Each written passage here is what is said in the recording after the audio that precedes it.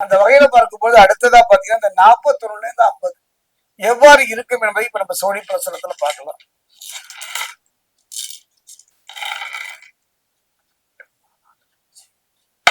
மகர ராசியை பொறுத்த வரைக்கும் உத்திராடம் 2, 3, 4.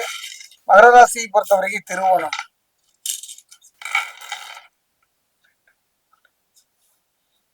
மகர ராசியை பொறுத்த வரைக்கும் அவிட்டம் 1, 2.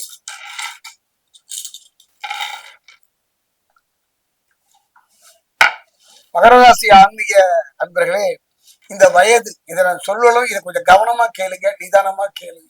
ஏன்னா இந்த சனிமகா திசை என்பது அந்த 1, 2 வீட்டுக்கு அதிபதினு சொன்னாலும் கூட இந்த காலகட்டத்துல இந்த 5 புத்தியும் இல்லாம இருக்கும்.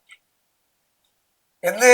1 செவ்வாய் புத்தி, அடுத்தது சந்திரனுடைய புத்தி, சூரிய புத்தி, ராகு கேது புத்தி, இது இல்லாமல் இருக்குமானா வாய்ப்பே இல்லை. ஏதாவது ஒன்று நடந்த புத்தி நடந்து கொண்டுதான் இருக்கும். இவர்கள் இந்த வயது சொன்ன இல்லையா, 41, 50 சந்திர புத்தி நடந்தால் மன சஞ்சலம் மிக்கவர்களாக ஒரு நிலையான இடத்தை நோக்கி நகரக்கூடிய தன்மை இல்லாதவர்களாக இருப்பார்கள். இவர்களாலே புரிந்து கொள்ள முடியாது. அதே நேரத்துல ஒரு முக்கியமான புத்தி நடக்கும் இப்ப இந்த காலகட்டத்துல கண்டிப்பா.